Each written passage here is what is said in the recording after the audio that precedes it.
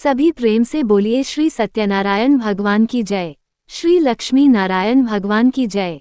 प्रिय श्रद्धालुओं, पूर्णिमा के इस पावन और मंगलमय अवसर पर आइए श्रद्धा, विश्वास और भक्ति के साथ श्री सत्यनारायण भगवान की संपूर्ण व्रत कथा का श्रवण करें। जो भी भक्त सच्चे मन, अटूट श्रद्धा और पूर्ण विश्वास के साथ इस दिव्य कथा का श्रवण करता है, भगवान सत्यनारायण उसकी मनोकामनाएं पूर्ण करते हैं, उसके जीवन के दुखों का नाश करते हैं और उसके घर में सुख, शांति तथा समृद्धि का वास होता है। अब आरंभ करते हैं श्री सत्यनारायण व्रत कथा का प्रथम अध्याय। महामुनि वेदव्यास जी ने कहा कि प्राचीन समय में नैमिषारण्य नामक पवित्र तीर्थ में शौनक आदि 88,000 ऋषि मुनि एकत्र होकर यज्ञ और सत्संग में लीन थे। उसी समय उन्होंने पुराणों के महान ज्ञाता श्री सूत जी महाराज से विनम्र भाव से पूछा, हे सूत जी, ये कलियुग ऐसा समय है जिसमें मनुष्य मोह, लोभ, क्रोध और अनेक प्रकार के दुखों से घिरा हुआ है। बहुत से लोग वेदों के ज्ञान से दूर हैं, धर्म का पालन करने में असमर्थ हैं और सांसारिक कष्टों से व्याकुल होकर अपना जीवन व्यतीत कर रहे हैं। कृपा करके हमें ऐसा सरल और कल्याणकारी व्रत बताइए जिसे सामान्य मनुष्य भी सहजता से कर सके और जिससे थोड़े ही समय में पुण्य, सुख, शांति तथा भगवान की कृपा प्राप्त हो जाए। ऐसा दिव्य उपाय सुनने की हमारी अत्यंत प्रबल इच्छा है। ऋषियों के कल्याणकारी प्रश्न को सुनकर श्री सूत जी महाराज अत्यंत प्रसन्न हुए और बोले, हे श्रेष्ठ ऋषिगण, आपने समस्त प्राणियों के हित की बात पूछी है। आपका ये प्रश्न अत्यंत पवित्र और लोक कल्याणकारी है। अब मैं आपको उस परम दुर्लभ और महान व्रत का वर्णन सुनाता हूँ जिसे स्वयं देवर्षि नारद जी ने भगवान श्री लक्ष्मी नारायण से पूछा था और जिसे भगवान ने बड़े प्रेमपूर्वक उन्हें बताया था। आप सभी एकाग्रचित होकर इस कथा का श्रवण कीजिए। एक समय देवर्षि नारद जी समस्त लोकों में भ्रमण करते हुए मृत्यु लोक में पहुँचे। वहां उन्होंने देखा कि मनुष्य अपने अपने कर्मों के अनुसार अनेक प्रकार के दुख, रोग, चिंता, दरिद्रता और संताप से पीड़ित हैं। कोई धन के अभाव में दुखी था, कोई संतान के लिए व्याकुल था, कोई रोगों से त्रस्त था तो कोई मानसिक अशांति से घिरा हुआ था। ये सब देखकर करुणा के सागर देवर्षि नारद जी का हृदय द्रवित हो उठा। उन्होंने मन ही मन विचार किया कि ऐसा कौन सा सरल उपाय हो जिससे इन सभी प्राणियों के दुखों का शीघ्र अंत हो सके और उन्हें भगवान की कृपा प्राप्त हो।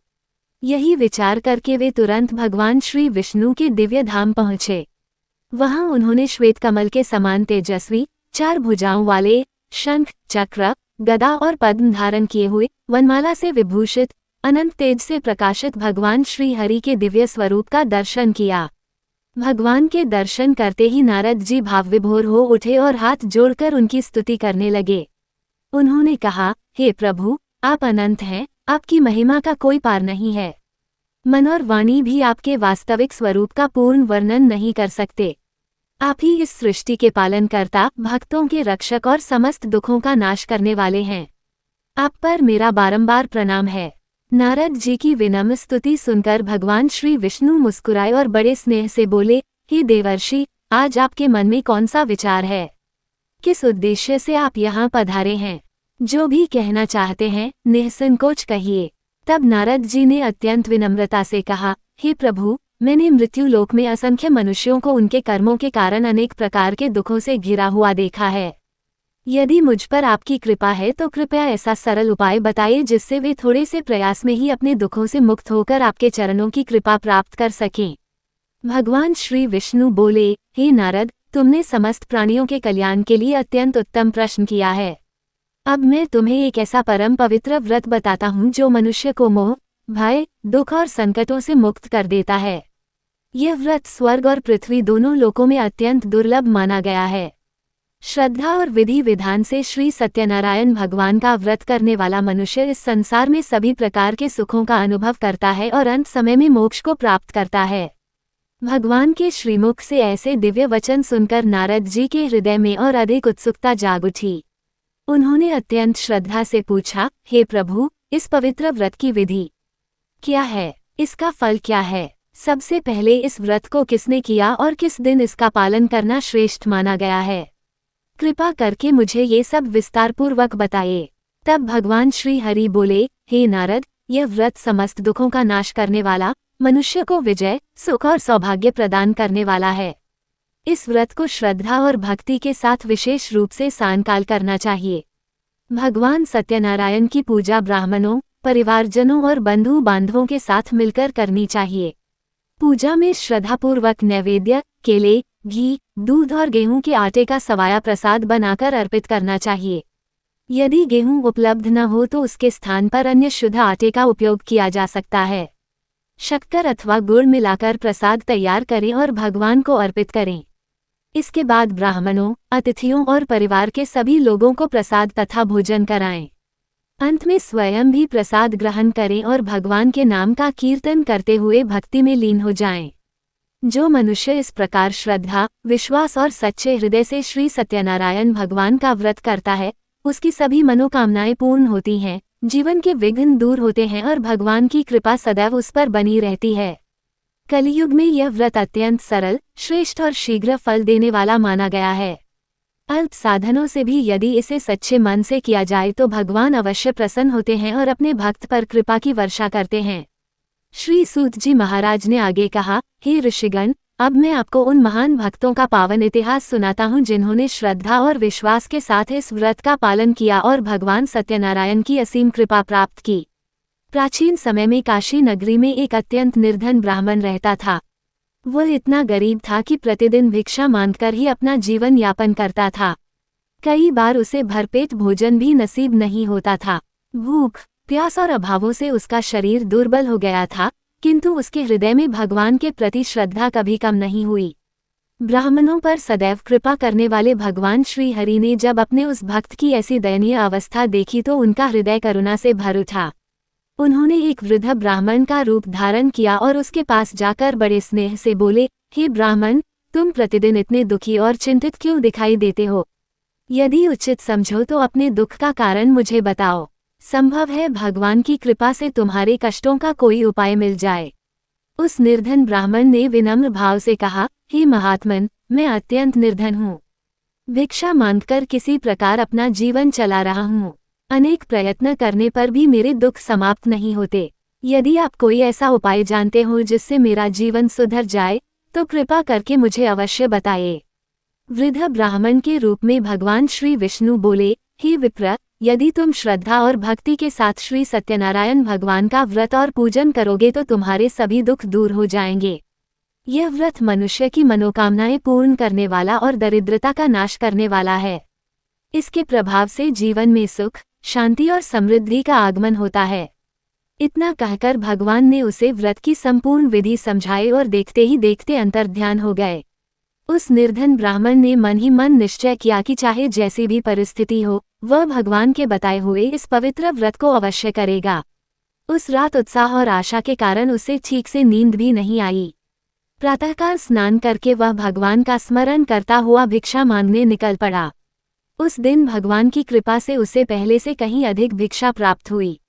वह अत्यंत प्रसन्न हुआ। उसने उसी धन से पूजा की समस्त सामग्री खरीदी और घर लौटकर अपने परिवार तथा बंधु बांधवों के साथ श्रद्धा और विधि विधान से श्री सत्यनारायण भगवान का व्रत एवं पूजन किया। भगवान की असीम कृपा से कुछ ही समय में उसकी दरिद्रता समाप्त हो गई। उसके घर में सुख, धन और समृद्धि का वास होने लगा। वो प्रत्येक पूर्णिमा और शुभ अवसर पर श्रद्धापूर्वक भगवान सत्यनारायण का व्रत करता रहा। जो भी मनुष्य श्रद्धा, विश्वास और सच्चे मन से इस व्रत का पालन करता है, भगवान उसके सभी दुख दूर करके उसे सुख, शांति और अंत में मोक्ष प्रदान करते हैं। हे मुनियों, इस प्रकार मैंने आपको वह पवित्र व्रत बताया जो स्वयं भगवान ने नारद जी को सुनाया था। अब यदि आपके मन में कोई और जिज्ञासा हो तो निसंकोच पूछिए। तब सभी ऋषियों ने आदरपूर्वक कहा, हे मुनिव, उस निर्धन ब्राह्मण के बाद और किन किन भक्तों ने यह व्रत किया तथा उन्हें भगवान की कैसी कृपा प्राप्त हुई, कृपया वह भी विस्तार से सुनाइए। ऋषियों की प्रार्थना सुनकर श्री सूत जी बोले, हे श्रेष्ठ मुनियों, अब आप एक और अत्यंत प्रेरणादायक प्रसंग सुनिए। एक दिन वही ब्राह्मण अपने परिवार और बंधु बांधवों के साथ श्रद्धापूर्वक श्री सत्यनारायण भगवान का व्रत और पूजन कर रहा था। उसी समय एक वृद्ध लकड़हारा सिर पर लकड़ियों का भारी गट्ठर रखे वहां आ पहुंचा। वह दिन भर परिश्रम करके अत्यंत थक चुका था और प्यास से व्याकुल था। उसने अपना गट्ठर बाहर रखा और विनम्रता से भीतर आ गया। वहां का पवित्र वातावरण, भगवान का पूजन और भक्तों की श्रद्धा देखकर उसका मन आनंद से भर गया। उसने आदरपूर्वक ब्राह्मण को प्रणाम किया और पूछा, हे ब्राह्मण देव, आप किस भगवान का पूजन कर रहे हैं? इस व्रत का क्या फल है? कृपया मुझे भी इसके विषय में बताइए। ब्राह्मण ने प्रेमपूर्वक उत्तर दिया, ये श्री सत्यनारायण भगवान का पवित्र व्रत है। उनकी कृपा से ही मेरे जीवन के सभी दुख दूर हुए हैं। जो भी श्रद्धा और विश्वास के साथ इस व्रत को करता है, उसके जीवन में सुख, शांति और समृद्धि का आगमन होता है। ये सुनकर लकड़हारे के मन में भी भगवान के प्रति अटूट श्रद्धा जाग उठी। उसने श्रद्धापूर्वक भगवान का चरणामृत ग्रहण किया, प्रसाद पाया और अपने घर लौट गया। उस रात वह बार बार भगवान के वचनों को स्मरण करता रहा। अगले दिन उसने मन में दृढ़ संकल्प किया कि आज लकड़ियां बेचकर जितनी भी आय होगी, उसी से भगवान श्री सत्यनारायण का व्रत अवश्य करूंगा। वह लकड़ियों का गट्ठर लेकर नगर पहुंचा। उस दिन भगवान की कृपा से उसकी सारी लकड़ियां बहुत अच्छे मूल्य पर बिक गईं। उससे पहले की अपेक्षा कई गुना अधिक धन प्राप्त हुआ। वह अत्यंत प्रसन्न हुआ और केले, दूध, दही, घी, शक्कर, शहद, गेहूं का आटा तथा अन्य आवश्यक पूजन सामग्री खरीदकर घर लौट आया। उसने अपने परिवार और बंधु बांधवों को बुलाया तथा पूरे श्रद्धाभाव से श्री सत्यनारायण भगवान का व्रत और पूजन किया। भगवान की असीम कृपा से उसके घर में कभी किसी वस्तु का अभाव नहीं रहा। धीरे धीरे उसका जीवन सुख, संपन्नता और सम्मान से भर गया। उसने शेष जीवन भगवान की भक्ति में बिताया और अंत समय में भगवान के दिव्य धाम को प्राप्त हुआ।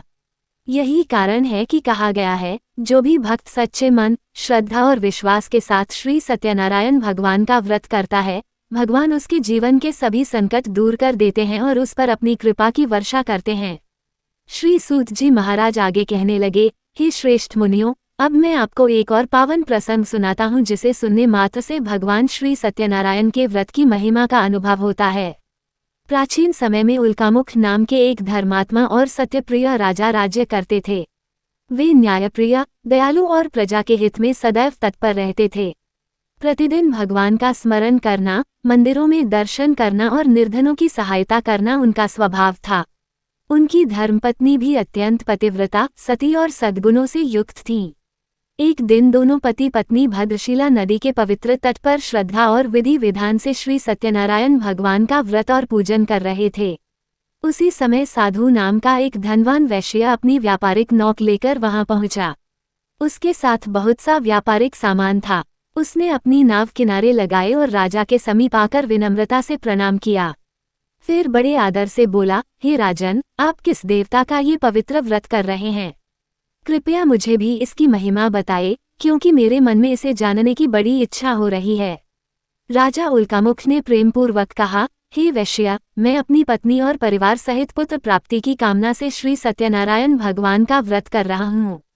यह व्रत समस्त मनोकामनाओं को पूर्ण करने वाला और जीवन के सभी दुखों का नाश करने वाला है। भगवान सत्यनारायण अपने भक्तों पर शीघ्र प्रसन्न होकर उन्हें सुख, समृद्धि और संतान का आशीर्वाद प्रदान करते हैं। राजा के मुख से भगवान की महिमा सुनकर साधु वैश्य के मन में भी अपार श्रद्धा जाग उठी। उसने विनम्र भाव से कहा, हे राजन, मेरी भी अभी तक कोई संतान नहीं है। यदि भगवान की कृपा से मुझे संतान प्राप्त होगी तो मैं भी पूरे विधि विधान और श्रद्धा के साथ श्री सत्यनारायण भगवान का व्रत अवश्य करूंगा। राजा ने उसे व्रत की संपूर्ण विधि विस्तार से समझाई।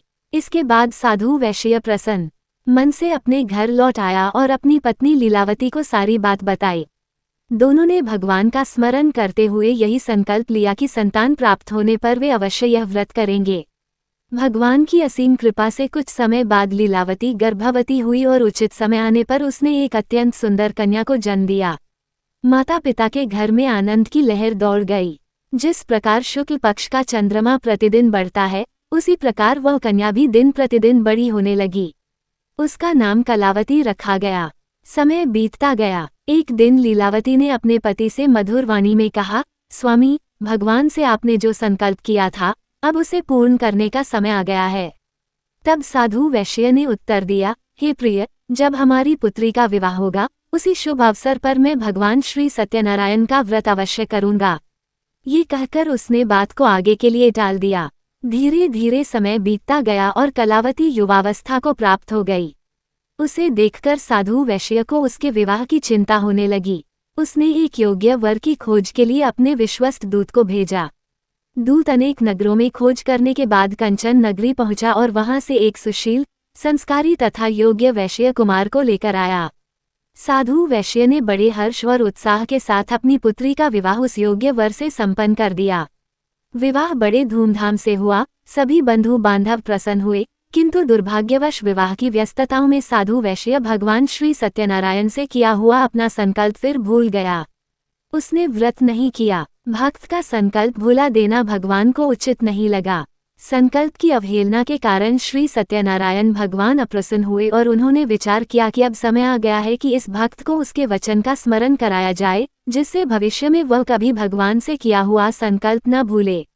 कुछ समय बाद साधु वैश्य अपने दामाद के साथ व्यापार करने के लिए अनेक नौकाओं में बहुमूल्य सामान भरकर समुद्र मार्ग से रत्नसारपुर नामक नगर पहुंचा। उस नगर पर चंद्रकेतु नाम के राजा का शासन था। दोनों ससुर दामाद वहां व्यापार करने लगे और सब कुछ सुचारू रूप से चल रहा था। लेकिन भगवान की लीला निराली होती है। उसी समय भगवान की प्रेरणा से एक चोर राजा चंद्रकेतु का बहुमूल्य धन चुराकर भागा। जब राजा के सैनिक उसके पीछे दौड़े तो भयभीत होकर उसने चोरी का सारा धन चुपचाप साधु वैश्य की नाव में छिपा दिया और स्वयं वहां से भाग निकला। कुछ ही देर बाद सैनिक वहां पहुंचे। उन्होंने नाव की तलाशी ली तो राजा का चोरी हुआ धन उसी में मिल गया। बिना सत्य की पूरी जांच किए उन्होंने साधु वैश्य और उसके दामाद को ही चोर समझ लिया। दोनों को बांधकर राजा के सामने ले जाया गया। सैनिकों ने कहा, महाराज, आपके खजाने का धन इन्हीं की नाव से मिला है।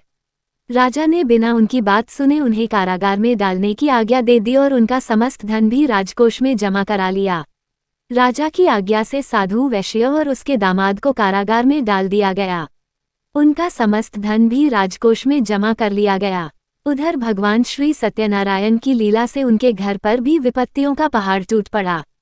साधु वैश्य की पत्नी लीलावती और पुत्री कलावती एक एक दिन बड़ी कठिनाई से बिताने लगी। घर का सारा धन चोरी हो गया। भोजन के भी लाले पड़ गए। जो परिवार कभी सुख और समृद्धि से भरा रहता था, वही अब अभाव और चिंता में डूब गया। ये सब देखकर भी दोनों माता पुत्री ने भगवान का स्मरण करना नहीं छोड़ा। एक दिन अत्यंत भूखी और व्याकुल कलावती भोजन की तलाश में एक ब्राह्मण के घर पहुंची। वहां उसने बड़े श्रद्धा भाव से श्री सत्यनारायण भगवान का व्रत और पूजन होते देखा। वातावरण में भगवान के नाम का मधुर कीर्तन गूंज रहा था। कथा का प्रत्येक शब्द उसके हृदय को छू रहा था। वह श्रद्धापूर्वक वहीं बैठ गई और पूरी कथा सुनी। कथा समाप्त होने पर उसने भगवान का चरणामृत और प्रसाद ग्रहण किया। उसके मन में अद्भुत शांति का अनुभव हुआ। उसे ऐसा लगा मानो भगवान स्वयं उसके दुखों को सुन रहे हों। रात्रि होने पर वह अपने घर लौटी। उसकी माता लीलावती ने चिंतित होकर पूछा, हे पुत्री, आज तू इतनी देर तक कहाँ थी? मैं तेरी चिंता में व्याकुल हो रही थी। तब कलावती ने बड़े प्रेम से उत्तर दिया, हे माताजी, मैं एक ब्राह्मण के घर गई थी। वहां श्री सत्यनारायण भगवान का व्रत और पूजन हो रहा था। मैंने पूरी कथा सुनी और भगवान का प्रसाद भी ग्रहण किया। मेरे मन में भी ये पवित्र व्रत करने की तीव्र इच्छा जाग उठी है। कलावती की बातें सुनकर लीलावती की आंखों में आशा की किरण जग उठी। उसने तुरंत निश्चय किया कि चाहे जितने भी कष्ट हों, वह भगवान श्री सत्यनारायण का व्रत अवश्य करेगी। अगले ही दिन उसने अपनी सामर्थ्य के अनुसार पूजा की सामग्री एकत्र की, बंधु बांधवों को बुलाया और पूरे श्रद्धा भाव से भगवान श्री सत्यनारायण का पूजन तथा व्रत किया। पूजा के अंत में उसने हाथ जोड़कर प्रार्थना की, हे प्रभु, यदि हमसे अज्ञानवश कोई भूल हुई हो तो हमें क्षमा कर दीजिए। मेरे पति और दामाद सकुशल अपने घर लौट आएं। हमारे जीवन के दुखों का अंत कर दीजिए। भगवान अपने भक्तों की सच्ची पुकार कभी व्यर्थ नहीं जाने देते। लीलावती की निष्कपट भक्ति और सच्चे पश्चाताप से भगवान श्री सत्यनारायण अत्यंत प्रसन्न हुए। उसी रात उन्होंने राजा चंद्रकेतु को स्वप्न में दर्शन दिए और कहा, हे राजन, जिन दोनों वैश्यों को तुमने बंदी बनाया है, वे पूर्णतः निर्दोष हैं। प्रातःकाल होते ही उन्हें सम्मान सहित मुक्त कर दो और उनका जो धन तुमने ले लिया है, वह सब लौटा दो। यदि तुमने ऐसा नहीं किया तो तुम्हारा राज्य, धन, वैभव और सुख सब नष्ट हो जाएगा। इतना कहकर भगवान अंतर्ध्यान हो गए। प्रातःकाल राजा चंद्रकेतु घबराकर जाग उठा। उसने तुरंत अपना स्वप्न मंत्रियों और सभासदों को सुनाया। फिर बिना विलंब किए सैनिकों को आदेश दिया कि दोनों वैश्यों को तुरंत कारागार से सम्मानपूर्वक बाहर लाया जाए। कुछ ही समय में साधु वैश्य और उसका दामाद राजा के सामने उपस्थित हुए। राजा ने विनम्र होकर कहा, हे श्रेष्ठ जनों, अज्ञानवश मुझसे बहुत बड़ा अपराध हो गया। मैंने बिना सत्य जाने तुम्हें कष्ट दिया। कृपया मुझे क्षमा कर दीजिए। अब तुम्हें किसी प्रकार का भय नहीं है। इसके बाद राजा ने दोनों को नए वस्त्र और आभूषण भेंट किए। उनका सारा धन लौटा दिया और अपनी ओर से उससे भी अधिक धन देकर आदर सहित विदा किया। भगवान की ऐसी अद्भुत कृपा देखकर दोनों ससुर दामाद बार बार श्री सत्यनारायण भगवान का स्मरण करते हुए अपने नगर की ओर प्रसन्नतापूर्वक चल पड़े। कुछ दिनों की यात्रा के बाद साधु वैश्य अपने दामाद और साथियों के साथ अपने नगर की ओर बढ़ने लगा। भगवान श्री सत्यनारायण अपने भक्त की परीक्षा लेना चाहते थे ताकि उसका अहंकार पूर्ण रूप से समाप्त हो जाए और वह अपने संकल्प का महत्व समझ सके। मार्ग में भगवान ने एक दंडी सन्यासी का रूप धारण किया और वैश्य के सामने प्रकट होकर मधुर वाणी में पूछा, हे वैश्य, तुम्हारी नाव में क्या क्या सामान है? वैश्य को अपने धन का अभिमान हो गया। उसने हंसते हुए असत्य उत्तर दिया, हे दंडी महाराज, मेरी नाव में कोई बहुमूल्य वस्तु नहीं है, इसमें तो केवल बेल के पत्ते भरे हैं। भगवान अपने भक्त के प्रत्येक भाव को जानते हैं। उन्होंने शांत स्वर में कहा, जैसा तुमने कहा है वैसा ही हो। इतना कहकर वे वहां से आगे बढ़ गए और समुद्र तट पर जाकर बैठ गए। कुछ देर बाद जब साधु वैश्य अपनी नाव के पास पहुंचा तो ये देखकर आश्चर्यचकित रह गया कि नाव में रखा सारा बहुमूल्य सामान सचमुच बेल के पत्तों में बदल चुका था। उसकी आंखों के सामने जैसे अंधेरा छा गया। वो समझ गया कि यह सब उसी असत्य वचन का परिणाम है। पश्चाताप से उसका हृदय भर आया। वह भूमि पर गिरकर विलाप करने लगा। उसके दामाद ने उसे संभालते हुए कहा, पिताश्री, यह कोई साधारण सन्यासी नहीं थे। निश्चय ही वे स्वयं भगवान श्री सत्यनारायण थे। हमने उनसे असत्य कहा, इसलिए यह विपत्ति आई है। अब विलाप करने से कुछ नहीं होगा। हमें तुरंत उनके चरणों में जाकर क्षमा मांगनी चाहिए। दामाद की बात सुनकर साधु वैश्य के हृदय में सच्चा पश्चाताप जाग उठा। वो उसी दिशा में गया जहां दंडी रूपधारी भगवान विराजमान थे। उनके चरणों में गिरकर विनम्र भाव से बोला, हे प्रभु, मुझसे बहुत बड़ा अपराध हो गया। धन के अभिमान में आकर मैंने आपसे असत्य कहा। कृपा करके मेरे अपराध को क्षमा कर दीजिए। आपकी महिमा को कौन जान सकता है? आपकी माया को तो बड़े बड़े देवता भी पूरी तरह नहीं समझ पाते, फिर मैं तो एक साधारण मनुष्य हूँ। अब मैं जीवन भर सत्य का पालन करूंगा और श्रद्धा से आपका व्रत तथा पूजन करूंगा। प्रभु, मुझ पर दया कीजिए। साधु वैश्य की सच्ची प्रार्थना और निष्कपट पश्चाताप देखकर भगवान श्री सत्यनारायण प्रसन्न हो गए। उन्होंने उसे आशीर्वाद देते हुए कहा, जब मनुष्य अपनी भूल स्वीकार कर सच्चे हृदय से क्षमा मांगता है, तब मैं अवश्य प्रसन्न होता हूँ। जाओ, तुम्हारी नाव पहले की भांति धन संपत्ति से भर जाएगी। इतना कहकर भगवान अंतर्ध्यान हो गए। साधु वैश्य और उसका दामाद तुरंत नाव के पास पहुंचे। उन्होंने देखा कि नाव में रखा सारा बहुमूल्य सामान पहले की तरह सुरक्षित है। दोनों का हृदय भगवान के प्रति कृतज्ञता से भर उठा। उन्होंने वहीं श्रद्धा और भक्ति के साथ श्री सत्यनारायण भगवान का पूजन किया और भगवान का स्मरण करते हुए अपने नगर की ओर चल पड़े। जब वे अपने नगर के निकट पहुंचे तो साधु वैश्य ने एक दूत को अपने घर भेजा। दूत ने वहां पहुंचकर लीलावती को प्रणाम किया और प्रसन्न होकर कहा, माता, आपके स्वामी और आपके दामाद सकुशल लौट आए हैं। वे नगर के समीप ही पहुंच चुके हैं। ये शुभ समाचार सुनकर लीलावती और कलावती का हृदय आनंद से भर गया। उस समय दोनों माता पुत्री श्री सत्यनारायण भगवान का व्रत और पूजन कर रही थीं। लीलावती ने विधिपूर्वक पूजा पूर्ण की और अपनी पुत्री से कहा, पुत्री, मैं तेरे पिता के स्वागत के लिए जा रही हूँ। तू भगवान का प्रसाद ग्रहण करके शीघ्र ही मेरे पीछे आ जाना। लेकिन पति से मिलने की उत्सुकता में कलावती पूजा का प्रसाद ग्रहण किए बिना ही तुरंत वहां से चल पड़ी।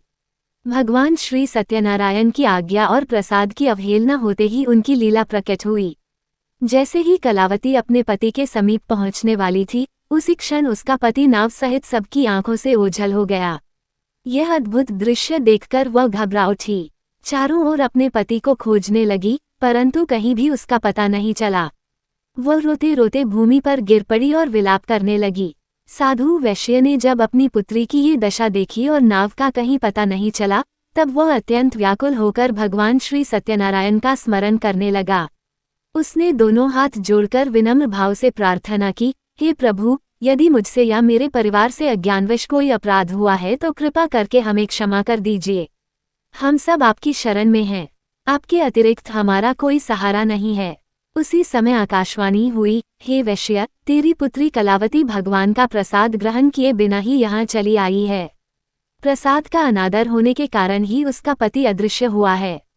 यदि वह तुरंत अपने घर जाकर श्रद्धापूर्वक भगवान का प्रसाद ग्रहण करके लौटेगी तो उसे उसका पति पुनः प्राप्त हो जाएगा। भगवान की ये दिव्य वाणी सुनते ही कलावती तुरंत अपने घर लौटी। उसने अत्यंत श्रद्धा और विनम्रता से भगवान श्री सत्यनारायण का प्रसाद ग्रहण किया और फिर शीघ्रता से वापस आई। जैसे ही वह तट पर पहुंची, उसने देखा कि उसके पति सहित पूरी नाव पहले की भांति सुरक्षित खड़ी है। ये देखकर उसका हृदय आनंद और कृतज्ञता से भर गया। उसने भगवान के चरणों में बार बार प्रणाम किया। साधु, वैश्य, लीलावती, कलावती तथा परिवार के सभी लोगों ने मिलकर बड़े प्रेम, श्रद्धा और विधि विधान से श्री सत्यनारायण भगवान का पूजन किया। भगवान की कृपा से उनके जीवन के सभी दुख समाप्त हो गए। वे लंबे समय तक सुख, समृद्धि और आनंदपूर्वक जीवन व्यतीत करते रहे तथा अंत समय में भगवान के परम धाम को प्राप्त हुए। इस प्रकार श्री सत्यनारायण भगवान की व्रत कथा का चतुर्थ अध्याय पूर्ण हुआ। अब सुनिए पंचम और अंतिम अध्याय। श्री सूत जी महाराज बोले, हे श्रेष्ठ ऋषिगण, अब मैं आपको एक और पावन प्रसंग सुनाता हूँ। प्राचीन समय में तुंगध्वज नाम के एक प्रतापी राजा थे। वे अपनी प्रजा का पालन तो करते थे, परंतु एक समय अभिमानवश उनसे भगवान श्री सत्यनारायण के प्रसाद का अनादर हो गया। एक दिन वे वन में शिकार करने गए। शिकार के पश्चात एक विशाल वटवृक्ष के नीचे विश्राम करने लगे। वहीं समीप कुछ ग्वाले अपने परिवार और बंधु बांधवों सहित अत्यंत श्रद्धा से श्री सत्यनारायण भगवान का पूजन और व्रत कर रहे थे। उन्होंने बड़े प्रेम से राजा को भी भगवान के दर्शन और प्रसाद ग्रहण करने के लिए आमंत्रित किया, किंतु अभिमान के कारण राजा न तो भगवान के समीप गए और न ही उन्होंने श्रद्धापूर्वक प्रसाद ग्रहण किया। वे प्रसाद का तिरस्कार करके अपने नगर लौट आए। जब वे अपने महल पहुंचे तो ये देखकर आश्चर्यचकित रह गए कि उनका समस्त वैभव नष्ट हो चुका है। राज्य में अशांति फैल गई थी। धन, ऐश्वर्य और सुख सब उनसे दूर हो गए थे। तब राजा को अपनी भूल का आभास हुआ। उन्होंने समझ लिया कि यह सब भगवान श्री सत्यनारायण के प्रसाद का अनादर करने का परिणाम है। वे तुरंत उसी स्थान पर लौटे जहां ग्वाले भगवान का पूजन कर रहे थे। इस बार उन्होंने अत्यंत विनम्रता और श्रद्धा के साथ भगवान श्री सत्यनारायण का पूजन किया, प्रसाद ग्रहण किया और अपने अपराध के लिए क्षमा मांगी। भगवान अपने भक्त की सच्ची प्रार्थना से तुरंत प्रसन्न हो जाते हैं। उनकी कृपा से राजा का राज्य, वैभव और सुख पहले की भांति लौट आया। उन्होंने जीवन भर श्रद्धापूर्वक भगवान की भक्ति की और अंत समय में मोक्ष को प्राप्त हुए। हे मुनियों, जो भी मनुष्य श्रद्धा, विश्वास और भक्ति के साथ श्री सत्यनारायण भगवान का ये पावन व्रत करता है, उसके जीवन से दरिद्रता, भय, दुख और संकट दूर हो जाते हैं। निसंतान को संतान की प्राप्ति होती है, निर्धन को धन मिलता है, बंधन में पड़ा मनुष्य मुक्त होता है और अंत में भगवान के परम धाम वैकुंठ की प्राप्ति होती है। ऐसा भी कहा गया है कि इस व्रत का प्रभाव जन्म जन्मांतर तक बना रहता है। निर्धन ब्राह्मण ने अगले जन्म में भगवान श्री कृष्ण के परम मित्र सुदामा के रूप में जन्म लेकर भगवान की कृपा प्राप्त की। राजा उल्कामुख ने अगले जन्म में महाराज दशरथ के रूप में जन्म लिया और भगवान की भक्ति से परम गति को प्राप्त हुए। साधु वैश्य ने अगले जन्म में राजा मोरध्वज के रूप में जन्म लेकर अपनी अद्भुत दानशीलता और भक्ति से अमर यश पाया। तुंगध्वज राजा स्वयंभू मनु के रूप में जन्मे और अनेक लोगों को भगवान की भक्ति का मार्ग दिखाकर परम धाम को प्राप्त हुए। वही लकड़हारा अगले जन्म में निषादराज गो बना और भगवान श्रीराम की सेवा का परम सौभाग्य प्राप्त कर अपने जीवन को धन्य किया। इस प्रकार श्री सत्यनारायण भगवान की यह पावन व्रत कथा पूर्ण होती है। जो भक्त श्रद्धा और भक्ति से इसका श्रवण, पाठ या मनन करता है, भगवान श्री सत्यनारायण उसकी सभी मनोकामनाएं पूर्ण करते हैं। उसके घर में सुख, शांति और समृद्धि का सदैव वास होता है। सभी प्रेम से बोलिए श्री सत्यनारायण भगवान की जय। श्री लक्ष्मी नारायण भगवान की जय।